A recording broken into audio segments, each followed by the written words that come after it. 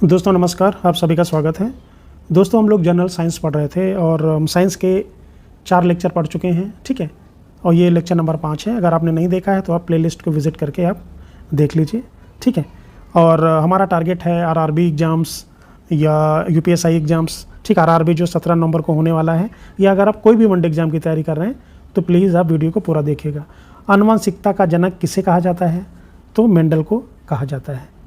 गुणसूत्र कहाँ पाए जाते हैं? तो गुणसूत्र हम नाभिक में पाए जाते हैं। डीएनए का पूरा नाम क्या है?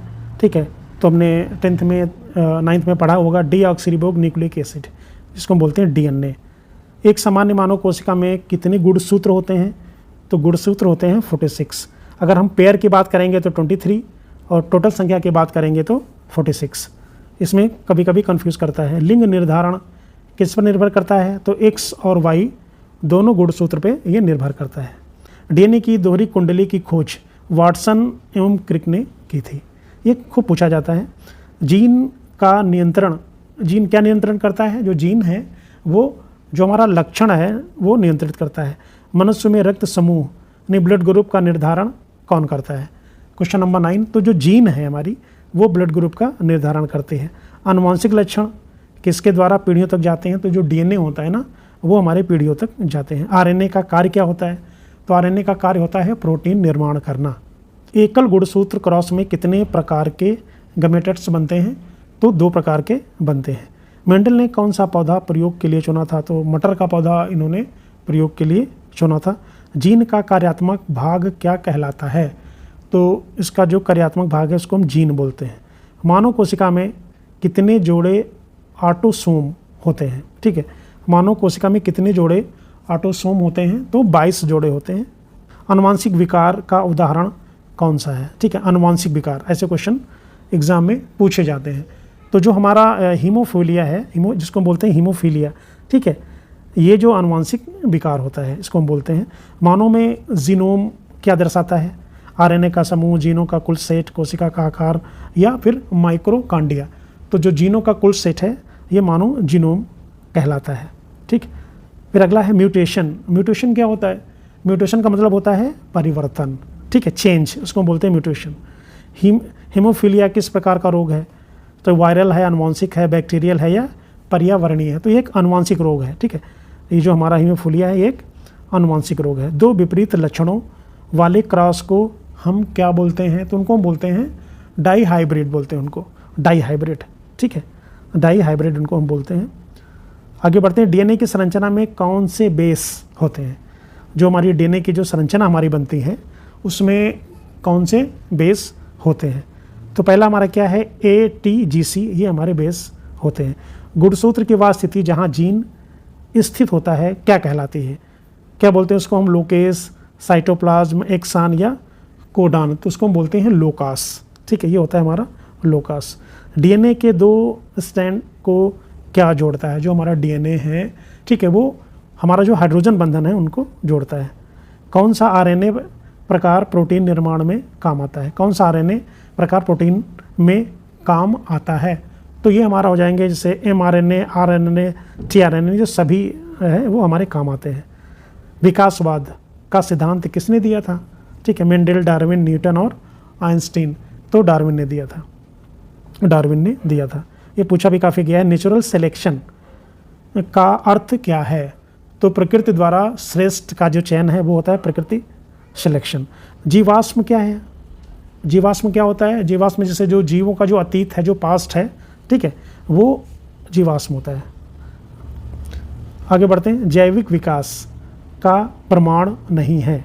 तो आपको ऑप्शन दिया गया है कि कौन सा जैविक विकास का प्रमाण नहीं है?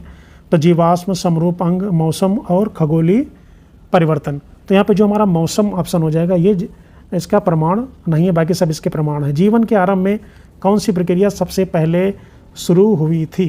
तो सबसे पहले तो म्यूटेशन जो था ना वो शुरू हुआ था। समरूप अंग का उदाहरण क्या है? तो जो हाथों के अंग हैं ना उनको हम समरूप अंग बोलते हैं।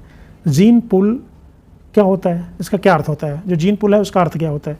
जीन की कुल संख्या, केवल गुणसूत्रों का समूह, वंश का फूल, ठीक है, या सभी जीनों का समूह को एक जनसंख्या में मौजूद होना, ठीक है।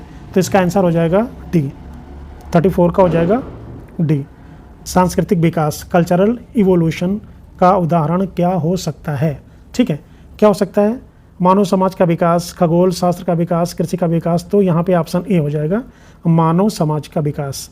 विकास के समरूप अंग का क्या महत्व है? ठीक है, विकास के जो समरूप अंग हैं उनका क्या महत्व है? उनका महत्व ये है कि ये प्रजातियों के बीच समानता दर्शाते हैं। ठीक है, ये प्रजातियों के बीच समानता दर्शाते हैं। तो ऑप्शन ए आंसर आ जाएगा हमारा। विकास के किस सिद्धांत में किसका योगदान महत्वपूर्ण रहा है? ठीक, वेरी इंपॉर्टेंट है। विकास के सिद्धांत में किसका योगदान महत्वपूर्ण रहा है? यहाँ पे 4 ऑप्शन है। तो सबसे ज़्यादा जो रहा है वो रहा है डार्विन का जो सिद्धांत था। कहते हैं कि विकासवादी समय रेखा में सबसे पुरानी जीवन रूप कौन सी थी? तो उसका नाम है बैक्टीरिया, यानी 39 का बी हमारा आंसर आ जाएगा, बैक्टीरिया। क्वेश्चन कह रहा है कि मानव विकास के सबसे प्रारंभिक मानव को क्या कहा जाता है? तो ऑस्ट्रेलोपिथेकस कहा जाता है। लिंग चयन का क्या अर्थ है?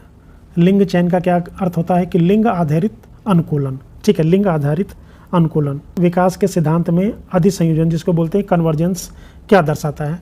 तो ये दर्शाता है कि जो 2 अलग अलग प्रजातियां समान विशेषताएं विकसित करती हैं। तो ऑप्शन आ जाएगा ए। किसी प्रजाति में जो लक्षण अधिक सामान्य होते हैं उन्हें क्या कहा जाता है? ठीक, देखो क्वेश्चन को ध्यान से पढ़ेंगे तो शायद आपको ऑप्शन मिल जाएगा। किसी प्रजाति में जो लक्षण अधिक सामान्य होते हैं तो उन्हें हम क्या बोलते हैं? उन्हें बोले हैं अधिमान्य लक्षण। क्या बोलते हैं? अधिमान्य लक्षण। अधिमान्य लक्षण बोलते हैं उनको। म्यूटेशन के कारण क्या परिवर्तन होता है? ठीक है, म्यूटेशन आगे अभी 2-3 बार ये वर्ड आ चुका है। तो म्यूटेशन में क्या होता है? जो अनुवांशिक बदलाव होता है ना, उसको हम म्यूटेशन बोलते हैं। विकसित क्षेत्र किसे कहा जाता है? जो विकसित क्षेत्र होता है उसे हम क्या बोलते हैं? मतलब एक ही पूर्वज से विभिन्न प्रजातियां विकसित होना जो होता है वो हमारा विकसित क्षेत्र होता है। यानी एक ही पूर्वज से विभिन्न प्रजातियां जो विकसित होती हैं उनको हम बोलते हैं विकसित क्षेत्र। संपूर्णता का सिद्धांत क्या है? ये क्या होता है? जीवन का पूर्ण विकास, प्रजातियों का सर्वांगीण विकास, विकास के सभी हिस्सों का एकजुट होना और सभी जीवों का समान होना। तो इसका आंसर आ जाएगा ऑप्शन सी सही हो जाएगा, विकास के सभी हिस्सों का एकजुट होना। ठीक है, संपूर्णता का सिद्धांत होता है। विकासवाद के सिद्धांत के अनुसार जीवन में कौन सा पहलू सबसे महत्वपूर्ण है? तो सबसे महत्वपूर्ण क्या हो सकता है? सबसे महत्वपूर्ण हो जाएगा हमारा प्राकृतिक चयन, यही सबसे महत्वपूर्ण होता है। गैलेक्टिक उत्पत्ति सिद्धांत के अनुसार जीवन कहाँ उत्पन्न हुआ था? ठीक है, कहाँ पे ये उत्पन्न हुआ था? 48 आकाशगंगा में। ठीक है, आकाशगंगा में हुआ था। जीनोमिक अध्ययन, ठीक है, जिसको हम जीनोमिक स्टडी से हमें क्या जानकारी मिलती है? ठीक है, इससे हम कौन सा अध्ययन करते हैं? इससे हम क्या जानकारी पाते हैं? इससे हमारा जो विकासात्मक जो अध्याय है, इतिहास है, उसके बारे में हमको पता चलता है। जीनोमिक जो अध्ययन है हमारा, उससे हमको विकासात्मक इतिहास के बारे में जानकारी मिलती है। लैम्ब्रक के सिद्धांत में किस बात पर जोर दिया गया था? ठीक है, तो पहला ऑप्शन है जीवन की उत्पत्ति, प्राकृतिक चयन, म्यूटेशन, उपयोग और अनुपयोग। ठीक है, ये क्वेश्चन पहले भी आ चुका है।